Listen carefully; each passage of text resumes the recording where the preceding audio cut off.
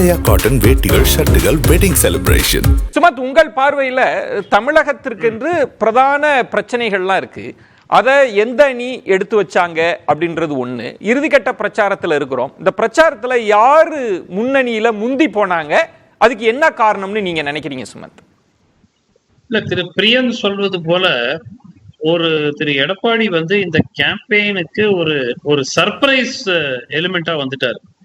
ஏன்னா ஒரு 1.5 மாதத்துக்கு முன்பு நம்ம பேசி கொண்டிருக்கும் போது கூட இந்த அளவு ஒரு இம்பாக்ட் அவருடைய கேம்பெயினிங் இருக்கும் அப்படின்னு உண்மையா நான் கூட I was little doubtful. But நிச்சயமா அந்த அவர் கூட்டத்தினால மட்டும் சொல்ல, அதிமுக ஒரு பெரிய கட்சி, அவங்களுக்கு கூட்டுறதுல ஒன்றும் பெரிய பிரச்சனை இல்லை.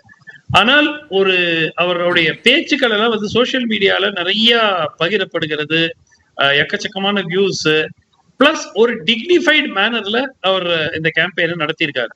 அவரை கொச்சைப்படுத்தி பேச முயற்சித்திருக்கிறார்கள். அவரை ரொம்பவே ஒரு தகாத முறையில பேசி இருக்கிறாங்க. ஆனாலும் அதை டிக்னிஃபைடா ஹேண்டில் பண்ணியிருக்காரு. ஸோ என்னை பொறுத்த வரைக்கும் இந்த கேம்பெயின் அப்படின்னு பரப்புரைன்னு எடுத்துக்கிட்டோம்னா அவருடைய பரப்புரை, அப்புறம் முதலமைச்சர் பரப்புரை, அது நிச்சயமா அது இம்பாக்ட் இருக்கு. கூட்டணி கட்சி பலம் இருக்கிறது, எல்லா நேஷனல் லெவல் கேம்பெயினர்ஸ் இருக்கிறாங்க, திமுகவினுடைய வாக்கு வங்கி இருக்கிறது. சோ இதெல்லாம் இருக்கும்போது நிச்சயமா அவருடைய பிரச்சாரமும் பெருமளவுல மக்களிடையே ஒரு என்னன்னா, அவருக்கு ஒரே ஒரு டிஸ்அட்வான்டேஜ், ஆளுங்கட்சி. எப்பவுமே ஒரு ஆளுங்கட்சி ஒரு எலெக்ஷனுக்கு போய் கேம்பெயின் பண்ணும்போது அவர்களுக்கு எதிராக ஓரளவுக்கு கோபம் இருக்கும். அன்லெஸ் நீங்க ஆட்சிக்கு 1 வருஷத்துக்குள்ள தேர்தல் வந்தாலே தவிர, பாராளுமன்ற தேர்தல், நீங்க ஆட்சியில இருந்து 3 வருஷம் ஆயிடுச்சு. So naturally there is anti incumbency, நிறைய ஆன்டி இன்கம்பன்சி இருக்கு. அதன் காரணமாக முதலமைச்சர் அவர்கள் கடும் முயற்சி எடுத்து பரப்புரை செய்திருக்கிறார். அதுல எந்த விதமான மாற்று கருத்து இல்லை. நிச்சயமா அது திமுக வாக்கு வங்கியை கன்சாலிடேட் பண்றதுக்கு, அந்த கூட்டணி வாக்கு வங்கியை ஒருங்கிணைந்து வைத்துக் கொள்வதற்கு நிச்சயமா உதவ போகுது.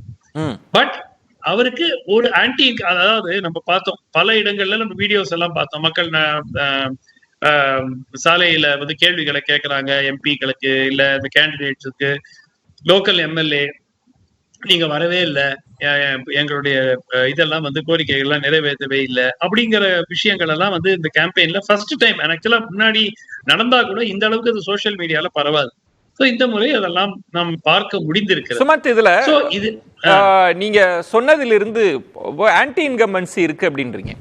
ஆனா திமுக தலைவர்களின் பிரச்சார வியூகத்தை நீங்க உற்று நோக்குகிற போது, அவங்க பாஜக எதிர்ப்புக்கு ஒரு 40% செலவழிக்கிறாங்க அப்படின்னா, 40 விழுக்காடு திமுக ஆட்சியினுடைய சாதனைகளை பட்டியலிடுறாங்க. இப்ப கூட நீங்க சமீபத்தில் பார்த்திருக்கலாம், 40 விழுக்காடு. அந்த 20% அல்லது 10% தான் அதிமுக எதிர்ப்பு. நாங்க அதை விமர்சிக்கிறதே தேவையில்லை, வேஸ்ட் அப்படின்னு சொல்லி கடந்து போறாங்க. அப்ப திமுகவை பொறுத்த வரைக்கும் ஆன்டி இன்கம்பன்சி இல்ல, அதை சாதகமா பாக்குற பரப்புரை வியூகம் இருக்கு. அதை கவனிச்சீங்களா? இல்ல, அதாவது இப்போ நம்ம பார்க்கும்போது இன்னைக்கு ஒரு கருத்து கணிப்புல திமுக கூட்டணிக்கு 42%, அதிமுகவுக்கு 34%. இன்னொரு ஒப்பீனியன் போல திமுக கூட்டணிக்கு 41% அதிமுக கூட்டணிக்கு 32% வாக்கு சதவிகிதம் கிடைக்கும் என்ற எதிர்பார்ப்பு தெரிவிச்சிருக்கிறாங்க. இது அப்கோர்ஸ் பெரும்பாலான இடங்களில் திமுக கூட்டணி தான் வெற்றி பெற போகிறார். அதுல யாருக்கும் பெரும் மாற்று கருத்து இருக்க முடியாது. ஆனால் இந்த ரிசல்ட் 2026க்கு எந்த அளவுக்கு திருப்தி அளிக்கும் திமுகவுக்கு அப்படிங்கிறது நம்ம இப்போதைக்கு கணிக்க முடியாத ஒன்று. ஏன்னா அதிமுக கிட்டத்தட்ட தேமுதிகக்கு ஒரு பெரிய மாஸ் ஓட் பேங்க் இருக்குன்னு சொல்ல முடியாது. வேற எந்த பெரிய கட்சியும் அதிமுக கூட இல்ல. அந்த மாதிரி ஒரு சூழல்ல அவங்க 30% தாண்டி வாக்கு வங்கியை பெற்றால் நிச்சயமா அது ஒரு வெரி குட் அச்சீவ்மெண்டா இருக்கும் ஃபார் 2026. பேசலாம். பாஜக ஒரே ஒரு பாயிண்ட், தேசிய ஜனநாயக கூட்டணியை பொறுத்த வரைக்கும் நம்ம திருப்பி சொல்ற வாக்கு வங்கியை வளர்க்கறாங்க, வாக்கு வங்கியை வளர்த்துப்பாங்க, வாக்கு வங்கி அதிகரிக்கும். முன்னாடி இருந்த வாக்கு வங்கியை விட இந்த வாட்டி வாக்கு வங்கி 15% 17% வரப்போகுது. ஆனால் இதே வாக்கு வங்கி தொடர்ந்து அந்த கட்சியுடன் நிலைத்து நிற்கும் என்று உறுதியாக கூற முடியாது. 2014 18% வாங்கினாங்களா இல்லையா என்டிஏ? சுமத், அதுல எனக்கு ஒரே ஒரு தெளிவுபடுத்துங்க.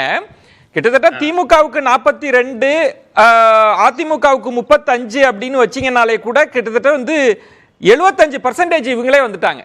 அப்ப அவங்க ஒரு 15னா கிட்டத்தட்ட 90% போலாகணும். அப்படி எதிர்பார்க்க முடியுமா? 90%லாம் வாய்ப்பு இருக்கா? இல்ல 90 among the votes நீங்க among the இதுல தான் சொல்றீங்க. வாங்குறதுல இந்த ஸ்பிளிட் இருக்குன்றீங்களா? 100 வாக்குகள் விழுந்தால் அதுல இந்த இது இருக்குன்றீங்க. ஓகே. அதுலதான் இந்த மாதிரி ஒரு பிரேக்கப். ஆனால் என்னுடைய எதிர்பார்ப்பு திமுக கூட்டணி அதை விட கொஞ்சம் அதிகமா. நான் கேட்டதற்கு காரணம் சுமந்த், திரு அண்ணாமலை அவர்கள் தொடர்ந்து சொல்வது இதுவரைக்கும் வாக்களிக்க வராதவர்கள், இளைஞர்கள், பொதுமக்கள், அவங்க வாக்குகளை நாங்க வாங்குவோம் 60% கோவையிலே வாங்குவோம்னு சொல்லியிருந்தார். அதுக்காக தான் அந்த கேள்வி கேட்டேன். இல்ல என்னுடைய எதிர்பார்ப்பு இந்த வாட்டி டிராமாட்டிக்கா அதிகரிக்கும் என்று எதிர்பார்க்க முடியாது. ஏன்னா தமிழ்நாடு எப்பவுமே ஒரு 72-73% voting percentage இருக்கும். இந்த முறை லாங் வீக்கெண்ட் வருது. 2வது கொஞ்சம் வெயில் கூட கொஞ்சம் அதிகமா இருக்கு. சோ எந்த அளவிற்கு அந்த வாக்கு சதவிகிதம் அதிகரிக்கும்னு சொல்ல முடியாது. அதே வாக்கு சதவிகிதம் போன முறை மாதிரி வந்தாலே அது ஒரு பேசலாம்.